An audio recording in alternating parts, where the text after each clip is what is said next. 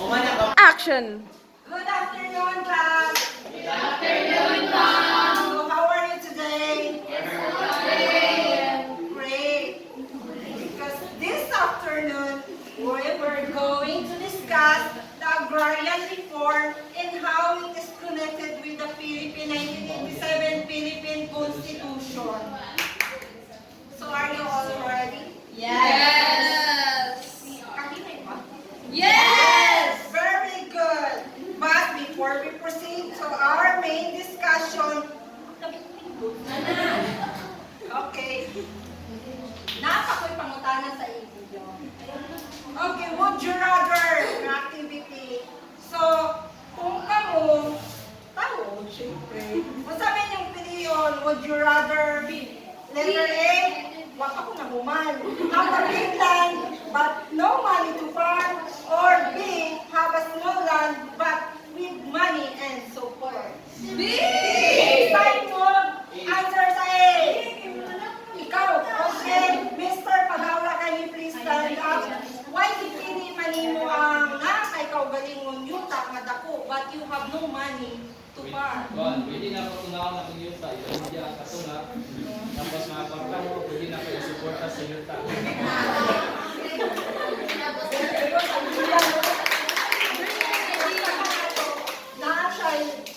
National potential. Kinsay yung answer sa B? Wala na yung okay, Miss Cadavero. Ikaw answer mo kag B kay ka nga. B1, hindi mo answer. Siyempre, ma'am, kasi small akong land, but may money and support mo. So, ako na ako this Woo! Very good, no? Sila to ka na yung potential. Okay. So, mauna ang akong discussion karon ang agrarian reform which aims to next. So, mami ang atong learning objectives. At the end of the lesson, the students should be able to define the agrarian reform and the Philippine Constitution and to identify the goals of agrarian reform and explain the role of the Philippine Constitution in supporting agrarian reform and protecting farmers' rights. Are you all excited? Okay, let's proceed. So what is agrarian reform? Anyone, anybody, or somebody want? Miss? Okay, Mr. Biato, can you please stand up and kung sa imong pagkaibay mo kung sa ang agrarian reform sa ating kanina nakatanan. So good afternoon everyone. So the Department of Agrarian Reform kay Ilisujaan, just like what you said earlier, through the presentation kay Ms. Karen, no, na it is a program na ginakuha nila mga kalupaan sa mga farmers for us to be able na pantay-pantayan ila makuha sa dyan ng mga area na ilatag ko. Okay, thank you, Mr. Biato. Perfect ang iyang bag mo. Grabe ka, excellent training, writing, shimmering.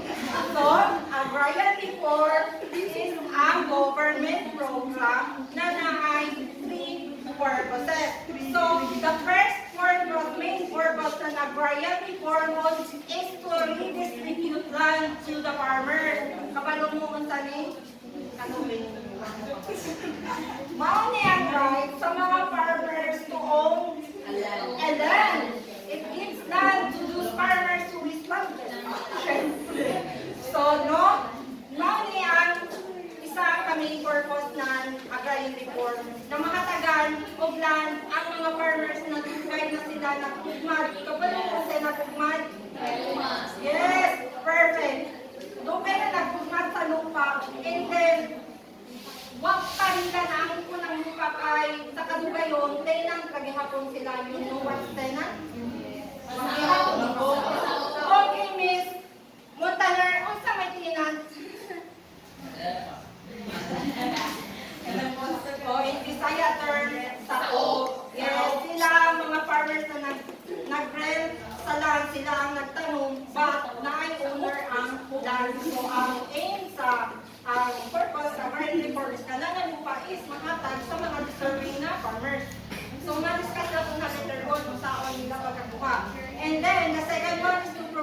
support to the farmers, not only giving them land, but also giving them seeds, tools, and financial support. Very good.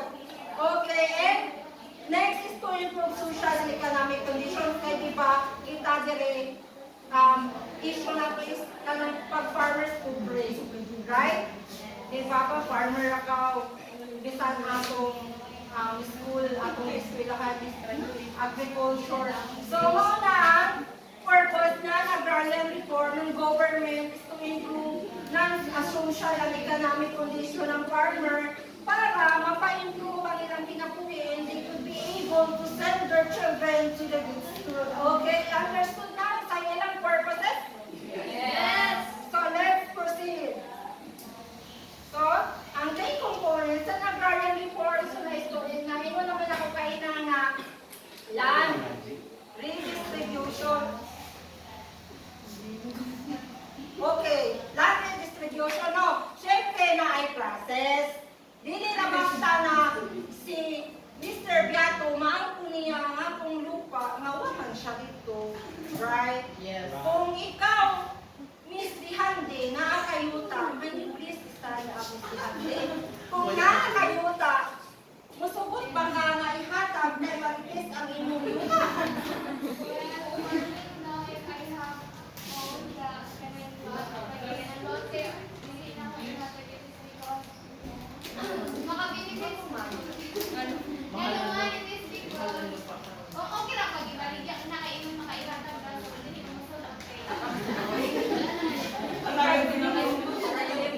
Of course, ang na-join na yung process sa government ay ang every person is limit ra sila to 4 hectares na maka-own sila o lote. And then, si farmer, kung dugay na siya anak na gugmat sa lote, na dahil privilege na maangko niya ka na lote. But, if 4 hectares ra jud ang panagiya sa owner, hindi siya bisag magtubad baliskad siya na makuha na di na niya makuha, di na i-grab.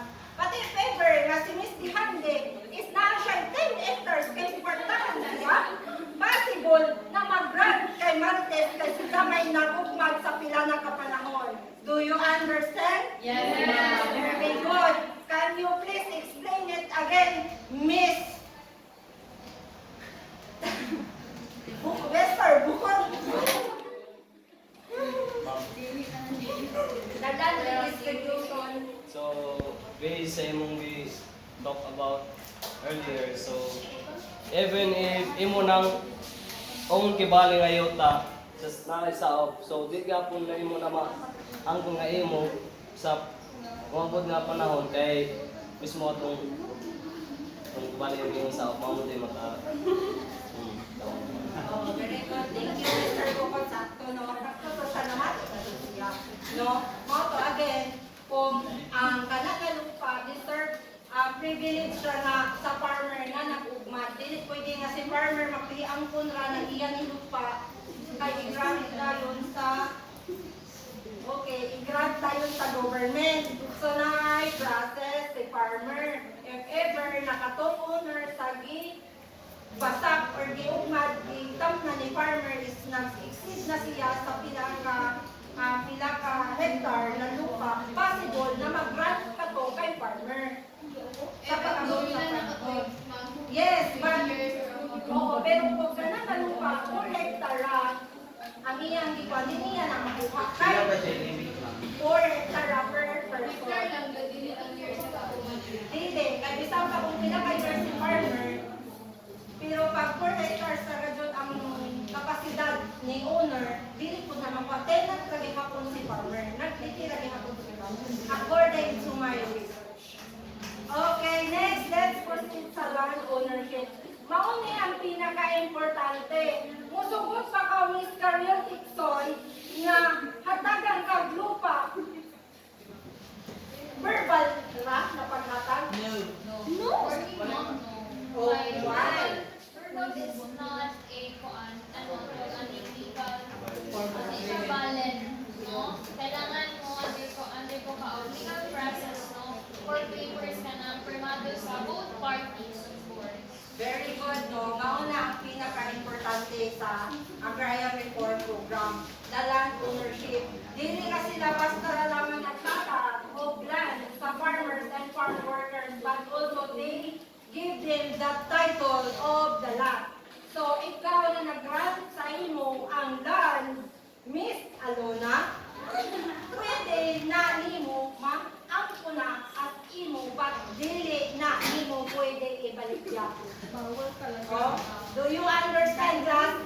Pag mag-grant sa imo ang lote or lupa, imo na nakakay tituluan na, nakagipanghawakan din na makam, bukod, way makabukod na, way makakuha sa imo, but dili na nimo pwede ibalik yapo. Ano Kay maunay law, maunay sabutan nimo gipirmahan nimo na sa agrarian sa part the Comprehensive Agrarian Reform Program Bill. Na dili nimo pwede mapalihya ang land nga grant sa imo ng farm. Okay, understood the class? Yes. Okay, very good. And let's proceed sa support services. One of the key components of agrarian reform. The support services as I ingon ganina, nagiliralan ang i-offer ihatag i-grant sa government but also the support services. Unsa man ang mga support services? Anyone? Miss Elisana. Support services. What do you think kung sa ihatag aside sa land and title sa lot? Kung sa ihatag ka sa government?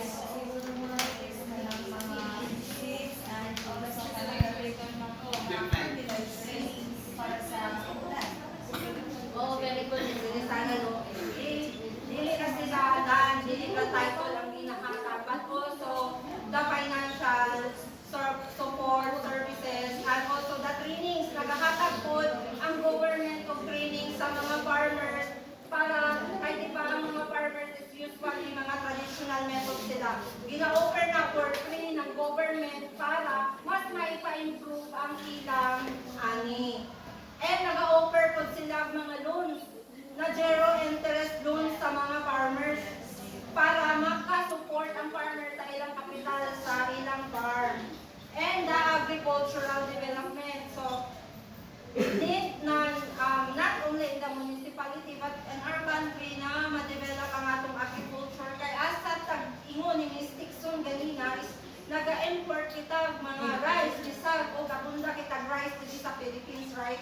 So, maunay gi-aim po sa Agrarian Reform Program to develop ang atong agriculture development. Ensuring a better future for Filipino farmers. So, unsay ilang goals? Let's proceed sa goal ng Agrarian Reform. Of course, ang ilang goals is to reduce poverty. Siyempre, ikaw farmer, imo naman ang land. Hindi naman mo 50-50 sa owner sa land. That means, mo improve na ang imong social, economic, no, sa imong kinabuhi. Mag-provide na nimo ang panginahanglan sa imong kagbalay. Mapag-provide na nimo ang imong mga anak. So, mauli ang isa sa goal sa agrarian reform. And then, to boost agricultural productivity, Miss Melurin, kung sa may pasabutan na goal sa agrarian reform na maboost ang agricultural productivity. Asa na ba? This one.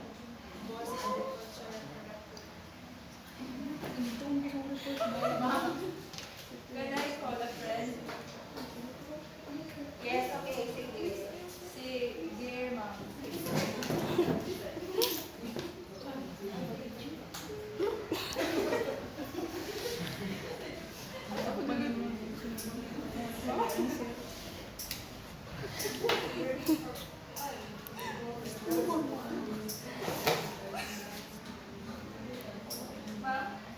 The goals sa agrarian reform is to boost agricultural productivity. What do you think na maunay goals sa agrarian reform program?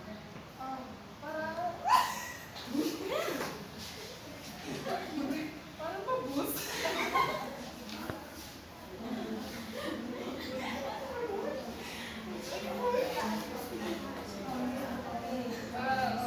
Mataas ang productivity sa ilang tanong. Siyempre, maganda ang goal sa agrarian ka. Perfect, Miss. Here, no? Mabos sa agricultural productivity ka sa akong ang gingon ganina, dili na mabahin ang ani ni farmer. Mabuo na niya kay iya naman, right? Yes. So buo na, mas hamog na ang ani, and then napay support sa government. So mas mahamog ang iyang product, right? So let's proceed sa improve farmers' livelihood.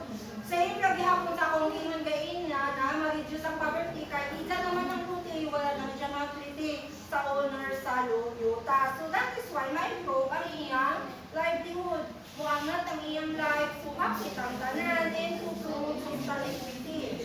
Gusto ng government is ang pantay-pantay, walay mayaman, walay mahirap, kay mauning i-divide ang mga yuta sa farmers. Example na ay kwartahan si Miss Bilber. Natin, na sa 100 hectare na yuta, pahintahinuni sa government into 50 farmers na may privilege and deserve mga angkon ka na yuta. So na ay pantay-pantay sa mata sa government.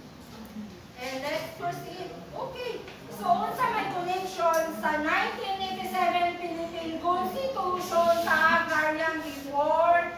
Miss Amaru?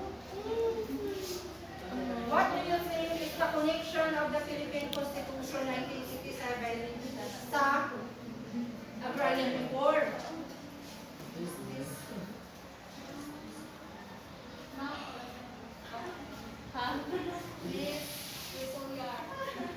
Okay, Miss Priscilla. What do you think the connection of the agrarian reform to the Philippine Constitution 1987 Philippine Constitution? Okay.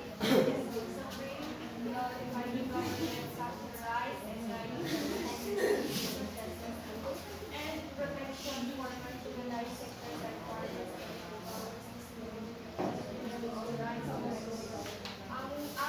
Para sa ako mga kay ang connection mga kay di ba ang nakalagay sa constitution kay protect nila ang right ng murag ang natulungan kay kung may right to own land or mga kuan so maybe ma'am kanang ihatabangan kung unsay right nimo pagmamatan mo bahatag na sa imo ang property. Okay, nakuha ni Ms. Besolyer ang idea no.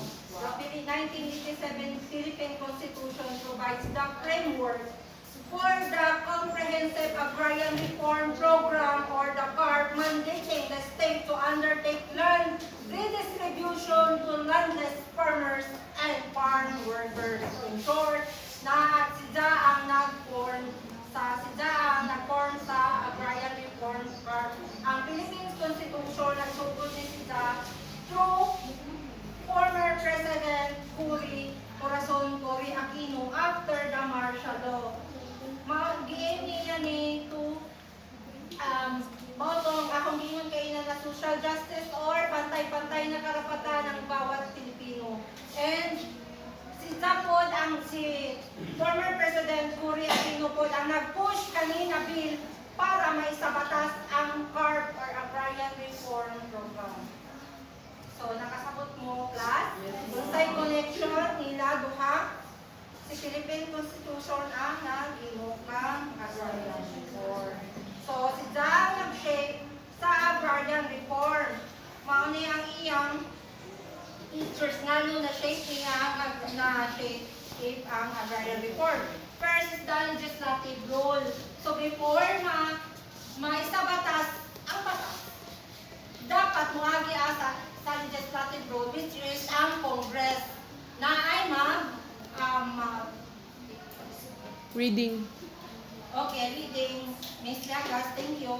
Oo, na ay reading sa Congress, and ang President na si former President Cory Aquino, si Jang nag-push para ma-push through, maisabatas, no? Muagi asa sa Congress, kaya ilang pa nasabutan siguro. And then, the judicial review. What is judicial review? Kung mag-away ang tagiya sa lupa o ang gihatagan sa yuta, kinsa may dukulon sa farmer?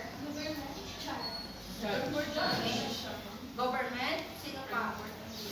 Supreme Court and Judicial? Attorney. Isa pa. Attorney, very good, Miss Montaner. Muagi sila sa korte. Siyempre. Okay, sa korte sila kung naay pa nag-away, kay siyempre, according to Miss Tiham, di siya musubot na ihatag ra kay marites ang iyang land, mag-settle sila sa court kung naay ilang conflict nga katong giingon na kung dili kay mag-grant sa imo kay 4 hectare iyang gitagiya or else na kay giinom nga napa kay 100 hectares so mag-grant jud sa iya. So mag-agi jud na sa court. And of course, the local government unit or the LGU. Diba? Kung naay mga ipanghatag like mga pre-seeds, fertilizers, and other trainings, asa man magikan?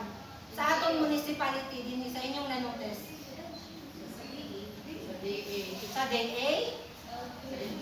Sa LGU, very good. Unsa man na program sa LGU ang nagahatag? Oo, ka na.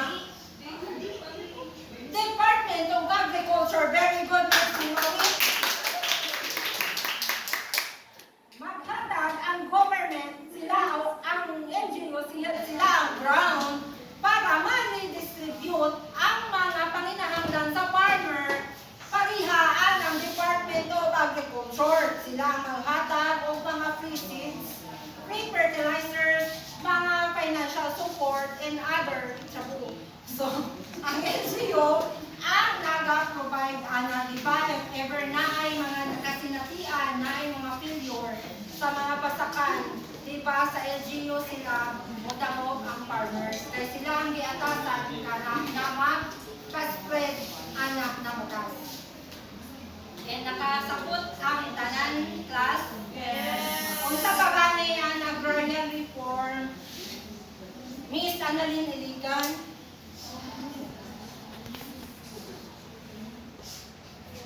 So, agrarian reform, which means the government Louder your voice. government program na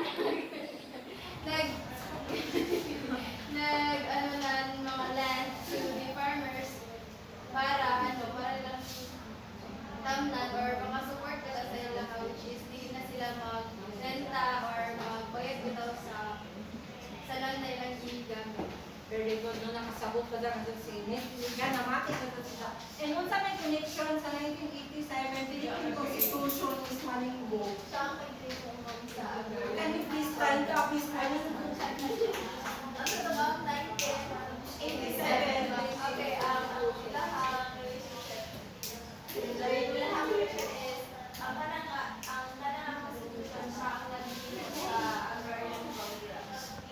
Very good. No? So, naka-understood ka ang tanan. Unsa ilang connection. Unsa ang agrarian reform. So, I know na ready na mo sa akong ihatag na essay.